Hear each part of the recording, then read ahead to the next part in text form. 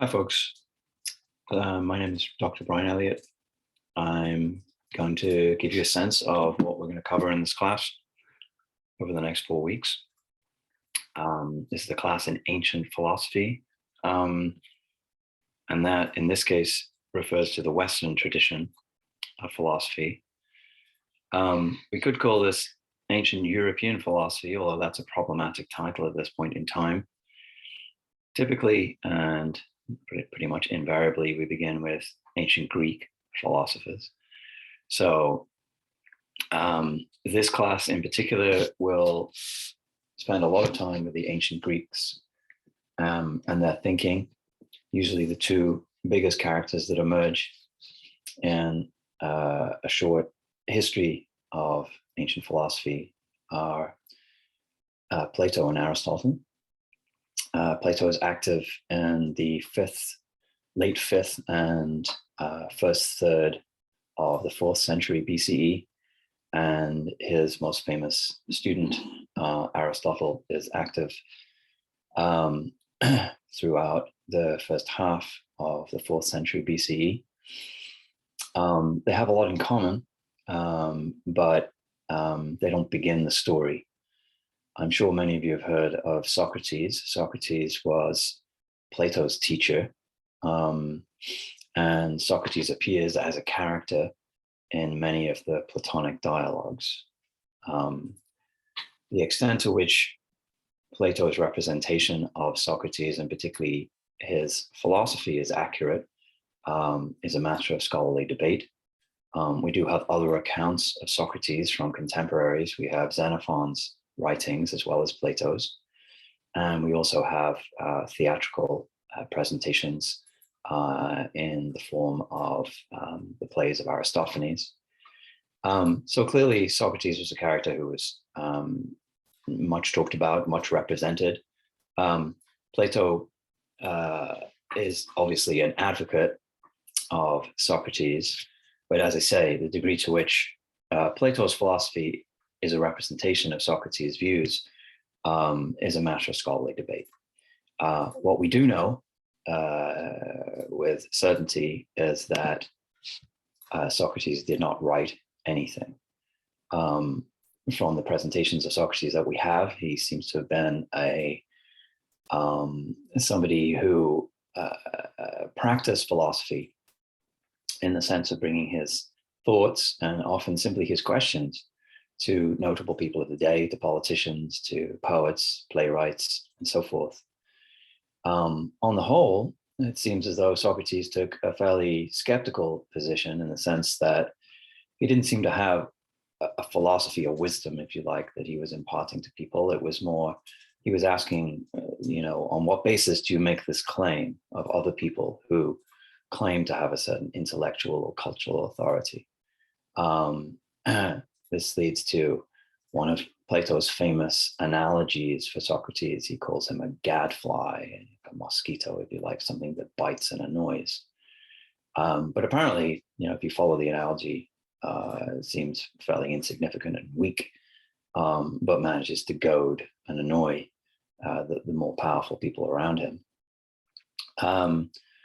Well, we have to go back before Socrates to really begin the story. And these, we're looking at a century and a half, at least, if not 2 centuries, of previous ancient Greek thought. And we refer to this period of ancient Western philosophy as the pre-Socratic philosophers. You can see the approximate dates there. So we're talking about roughly between 600 and 450 BCE. We don't have much in the way of writing from these figures, certainly not in comparison to Plato or Aristotle, who come 2 centuries later. We simply have fragments. What's striking about these fragments is that they're more often poetic than they are prosaic. They're often cryptic, rather. And so there's a lot of gaps that we have to fill in.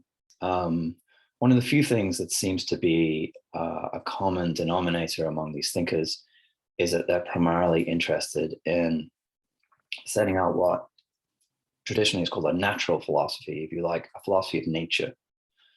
Um, different figures in this period of Greek thinking tend to single out one of the so-called physical elements, one of the four elements, as primary. As if we take these theories as sort of proto-scientific theories, they're pretty crude. As I say, what makes things harder is the fact that the presentation of these thoughts is more in the form of a kind of didactic poetry than straightforward prose. Although it's also the case that Plato wrote his philosophy, at least his popular philosophy, in a kind of literary mode. So certainly if we pick up these fragments of the pre-Socratics, we're not going to find anything close to resembling a modern philosophical inquiry with, principles and introductions and so forth. So that leads to the question: well, for whom were these fragments written? Who read them? Who discussed them? And needless to say, we know next to nothing about all of that. What we do know is that these various thinkers appear then in later treatises, which are more straightforward philosophical treatises in the likes of Plato and Aristotle, their contemporaries, and those who succeed them. And in fact, that's where we get the fragments from. We get them largely from them being cited by later thinkers. So we can consider somewhat some of the individual pre-Socratics that we know as named individuals, if you will. In this class, over the next 4 weeks, we're not really going to spend any time with the pre-Socratics. We're really going to look at philosophy from Plato down, partly because this is an introduction essentially to ancient philosophy. So the pre-Socratics are, if you like, a kind of specialization all unto themselves. And it requires a lot of textual reconstruction and so forth. So not really very suitable material for an introduction to ancient philosophy. But with that said, let's have a quick look at some of these thinkers in the pre-Socratic period. This representation, if you like, is just a sort of exaggerated representation of the different pre-Socratic theories. What these figures are meant to represent is, as I mentioned before, different contenders of the so-called four elements of earth and fire and water and air. These are the so-called four elements, which are recognized in pre-Socratic philosophy, and seem to have formed a kind of fulcrum around which their thinking occurs.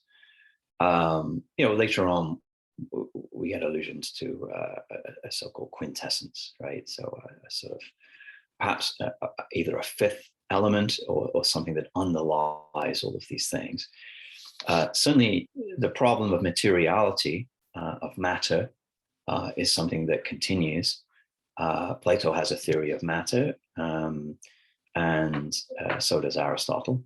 So it's not that the problem of matter goes away, but in these seminal writings of the pre-Socratics, as I mentioned a couple of times, one of the four elements tends to be seen as primary and everything else is derived from that.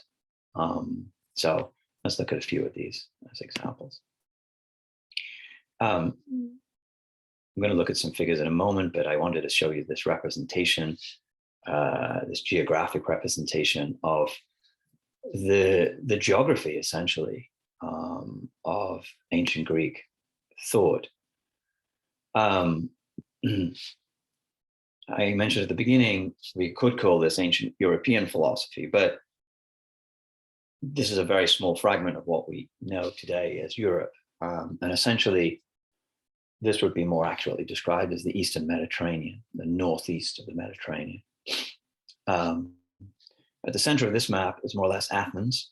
And Athens was, throughout this period, and certainly in the 5th and 4th centuries BCE, was the intellectually dominant city and place of philosophy. Many of you will already be aware of that, but Athens was known at the time as a center of philosophical, literary, cultural life in the Greek-speaking world. And the language that was spoken here is common to the different cities. Up here, we have the birthplace of Aristotle, and this is in Thrace. So this would be, in modern day terms, just on the edge between Turkey and Greece. But we notice to the east of Greece, the Peloponnese, we have a whole bunch of cities which are in today in Asian Turkey, and the islands in modern political terms are Greek, and the mainland is Turkish. And there are many sites here to visit. There are many remains. The city of Troy is up here, for example. That's not given in the map. But Ephesus, for example, and the Turkish mainland and Anatolia has very impressive ancient remains of the city.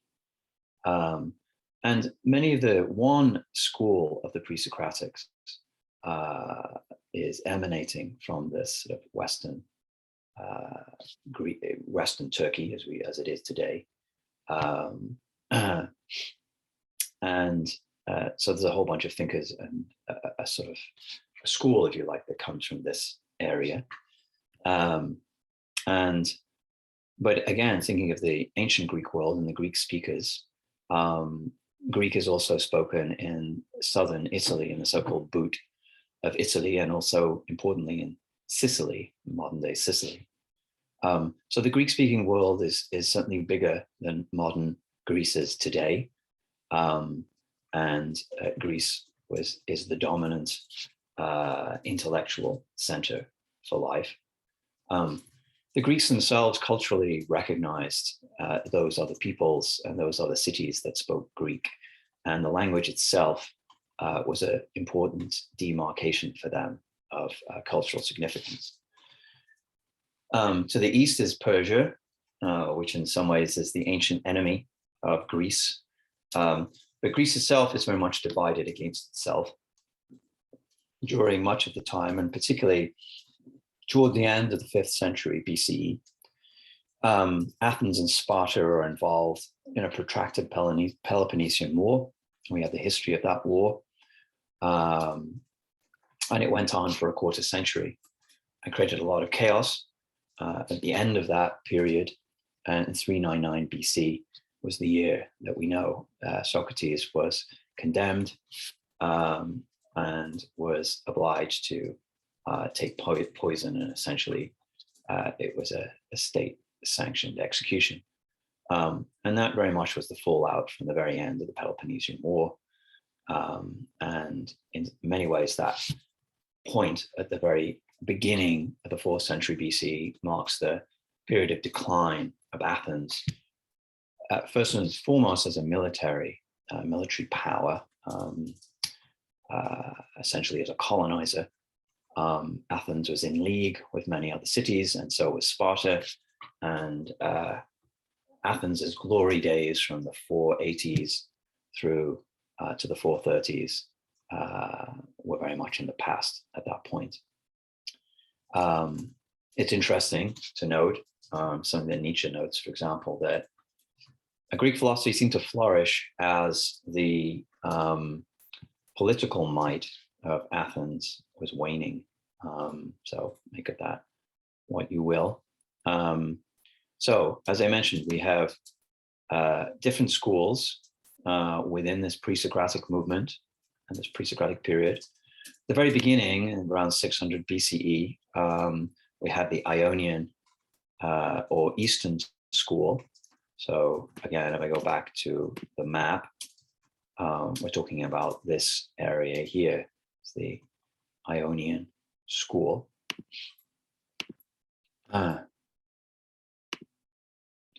So the first figure to emerge in the fragments that we have is the figure of Thales of Miletus, who is the first representative of the Ionian or Eastern pre-Socratic school. We have representation, obviously no sense as to whether that's how he actually looked. One of the stories that we have, an important story which is referenced in Plato, in one of Plato's dialogues, is the idea of the philosopher being, as it were, so much having their heads in the clouds that they fall down a well, speculating on the stars and all these elevated things.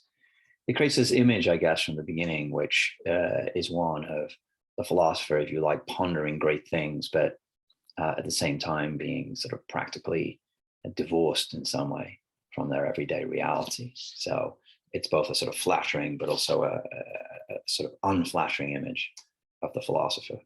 But that idea of stars and speculation and the sort of wonder, if you like, at the nature of the cosmos becomes a sort of stock image of the philosopher, even at this early point. Astrology was taken very seriously. It was something that came to Greece and Greek civilization from ancient Egypt, most likely the origins of geometry and so forth, and study of number is connected to this early study of the stars and the heavenly bodies and the movements and the measurements of the movements and the relative movements of the heavenly bodies. So, that's already puts into play this idea of the speculative nature of the philosopher, that they're, as I said, they're not so much in their space and considering the practical concerns of the day, but rather speculating on these lofty things, literally stuff that's above everyone's heads. We move on in time, move on a century, then we arrive at another Eastern school, pre-Socratic, namely Heraclitus of Ephesus. I mentioned that Ephesus is certainly a site that can be visited today, although the remains of Ephesus are Roman, not Greek original. There's some Greek remains too. The great teaching of Heraclitus seems to be one of eternal flux. The Greek is panterei, everything flows. And he uses this image, again, representation, we don't know to what degree. I mean, all of these ancient Greeks look like broody guys with balding, with beards. So that seems to be the common thing. But this idea of everything flows, panterei in Greek, and he uses this famous image of the river, which of course is a very striking, some way everyday emblem of permanent flux. In modern language, it's a sort of metaphysical puzzle. What is the river? In some ways, it's ever moving, ever changing, and yet we refer to one and the same thing. The saying that's attributed to Heraclitus is that you can't step into the same river twice. And the sense of that is that obviously it's constantly in flux, it's constantly changing. This gives us a sort of precursor or a kind of pre-taste of philosophical puzzles that occur later in the form of Zeno's paradoxes of motion, time, and measurement.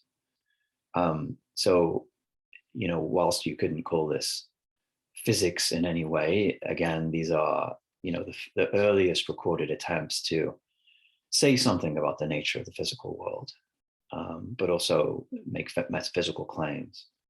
The idea that everything is in motion, constant change.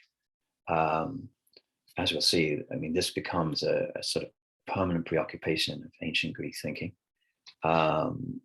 We have a sort of antidote, if you like, or an opposed, contrary position to this. If everything changes, then if that's the fundamental teaching, then anything that appears to be static and unchanging is in some way perhaps a fiction of the mind, or if fundamentally reality is dynamic and in flux, then the opposite cannot be true. So we cannot have permanently unchanging reality. That would be, as it were, some kind of fiction. But we do have a position like that in ancient Greek thought, rather conveniently. So we can juxtapose Heraclitus's position of everything flows with something diametrically opposed to it.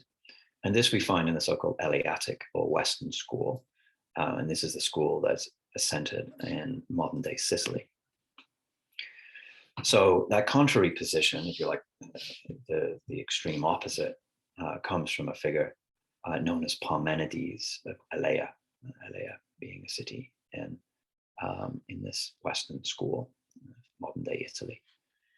And if Pantare is the saying, if you like, the watchword of Heraclitus, then homu panta, or all things together, is the saying of Parmenides. And again, that's if I just say that, all things together, that's pretty cryptic, right? In both phrases of these thinkers, we have a common word, panta, everything. So what's striking here is that both thinkers are attempting to give us a theory of everything. Again, in other words, what we would call in modern day terminology a metaphysic, a theory of reality. And in week 3 or module 3 of this condensed class, we'll get into that metaphysical territory, and we'll look at the pretty sophisticated accounts of reality and theories of reality that we encounter in Plato and Aristotle. And the beginnings of that are to be found in these pre-Socratic thinkers. And in some ways, we can see here in the juxtaposition of Heraclitus and Parmenides the two poles of possibility in terms of fundamentally, and the sort of dialectic, if you like, what are the terms that we play with here when we talk about theories of reality or metaphysics. On the one hand, we have a theory whereby everything's in flux, everything's changing, and so the constant and the fundamental is change, right? And on the other hand, that's the position of Heraclitus, as we've seen. And then the position of Parmenides is all things together, which Heraclitus, as we know from the fragments that we have, and many of those come from Plato, actually, there's this idea that everything is one, that fundamentally reality is unitary, and that actually multiplicity is in some way illusory. That multiplicity, difference, many things change. All of these things are as we perceive them to be, but are not truly. And that schism between reality and appearance, the tension between reality and appearance, is absolutely crucial for understanding the origins of ancient Greek thought. In fact, it gives the basic rationale for philosophy. What I mean by that is that if everything is as it immediately appears to us, there's nothing for philosophy to do. There are no mysteries. There's no wonder. There's nothing to clear up. There's nothing to explain. Things simply are as they appear. A metaphysic, the minimal burden on a metaphysic or a theory of any kind is that it tells you something that you don't already know, or at least that you're not able to recognize. I mean, you may know it in some sense, fundamentally. As we'll go on to see, that's Plato's fundamental teaching, is that we do actually possess knowledge, but for various reasons, we're not able to access it. But be that as it may, the appearance reality dualism is absolutely crucial for understanding ancient Greek thought. It's the work that philosophy does, essentially, to get us from one place, from the place of appearance, mere appearance, to the place of true knowledge and wisdom. So these are initial attempts, if you like, to reveal, to impart, or to teach what fundamental reality is. The inconvenient part of it is that we have two diametrically opposed theories. But, as we'll see in a thinker like Aristotle, you can find a place for change, but you can also find a place for permanent, unchanging reality at the same time. So Plato is more of a Parmenidean in the sense that he says this himself in the dialogues, that, for him, that's the fundamental thing. Now, again, whether Socrates taught that, very doubtful, but that seems to be Plato's mature position as he goes through his life. And lots of complicated reasons why Plato, if you like, goes in that Parmenidean direction, which we'll explore again. So to recap, we have two thinkers from these two different schools of pre-Socratic philosophy in the 6th century BCE. They have diametrically opposed metaphysical theories. But the main point is to get the sense as to what's going on. I mean, what is early philosophy, early Greek philosophy trying to achieve? And it's trying to offer us this unified theory of everything, or fundamental metaphysical explanation as to the nature of things.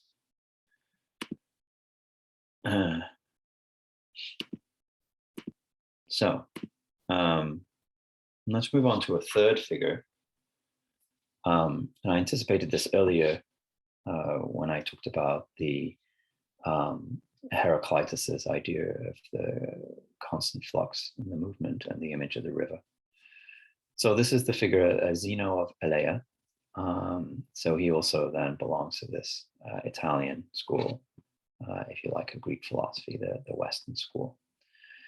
And it's through the writings of Aristotle, when Aristotle comes to write about nature, physis, writes his, if you like, theoretical physics, that Aristotle cites Zeno's so-called paradoxes of motions at some length.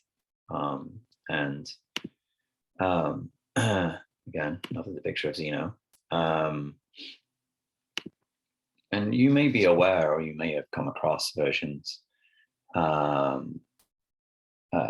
some of these paradoxes. One of them is Achilles and the tortoise, which you find later on or potentially earlier. We don't know the exact dates of Aesop's fables. Certainly they were known to Socrates, so they're probably contemporary. The idea, however, the basic idea being of how something traverses space over a certain amount of time. And one of the elements that's at work in Zeno's paradoxes is the idea of the potential infinite divisibility of space. And this seems to amount, if thought through to its logical conclusion, to the impossibility, as this cartoon comically puts it, the logical impossibility of movement. So the idea here is, let's just take any set distance, right? Let's just say 20 feet or whatever. Now, obviously to the eye, it would appear that depending on the speed of a certain body, whether it's, Achilles running along, or a hare running along, or a tortoise going along very slowly, that eventually the distance, as long as movement is maintained over a certain amount of time, that distance will be traversed. But imagine that this distance, or just put it to yourself, that this distance is halved into two lengths of 10 feet. And let's say that you halve that again into two lengths of 5 feet, and you halve it and halve it and halve it and so forth. What Zeno is trying to think through is, well, if it takes the tortoise, let's say, such amount of time to traverse, say 20 feet, then it takes it a certain amount of time to traverse 10 feet, and 5 feet, and 1 foot, and half a foot, and so on and so forth. But, and particularly if you think of this more abstractly, almost, on a line, and you're thinking of dividing this line if the distance itself is infinitely divisible, then it would appear it would take an infinite amount of time to traverse any finite distance. Now, when you think that through, at first glance, you think, well, that's just silly, right? Because a body in motion doesn't have to cross an infinity of lines, right? Motion is somehow this way of dividing things up is the abstraction. Like, clearly, movement is possible. Clearly, we observe this, but it's a way of trying to think through the realities of space and time. Okay, so we have something else more specific now in play by the time we get to Zeno, which are paradoxes of space and time and distance, and therefore change. When we get a more systematic account of this, say in Aristotle, then Aristotle puts the concept of change, the concept of movement under the more general concept of change. And for him, nature is all about change. So, if there's no change, there's no nature, or vice versa. As I said earlier, Aristotle, unlike Plato, doesn't feel the need to choose between change and permanence and say one is ultimately real and the other one isn't. However, the price, as it were, that Aristotle pays for that is he says, well, there's a domain in the cosmos. There's an area of the cosmos in which change is the reality. Which for him, this all seems a bit whimsical. It's his cosmology. It's not his alone. It's kind of inherited. But everything that occurs under the orbit of the moon, which includes most importantly the surface of the Earth, all of this sphere of the cosmos is subject to change. So that's why change is real. However, he reserves the entire rest of the cosmos, and this brings us back to the stars again that we referenced when I checked in with the first thinker, Thales. The so-called fixed stars beyond the orbit of the moon, all of these bodies, everything in the cosmos beyond the orbit of the moon is permanent. He allows for an intermediary area where there's movement but no decay, which is problematic, but he tries to work that out. So simply to say that with a thinker like Zeno, and Aristotle directly goes back to him, what we're getting is kind of a more sophisticated approach to the problem of change, specifically through the phenomenon of movement, and trying to think that through. But there's also elements of mathematics coming into play here, which is that when you abstractly represent change in sort of geometrical or numerical terms, what is the relationship between the phenomenon of change and the measurement of change through the use of number. So that was an introduction to some of the basic themes in pre-Socratic philosophy. In the next video, I'm going to pick things up with Socrates.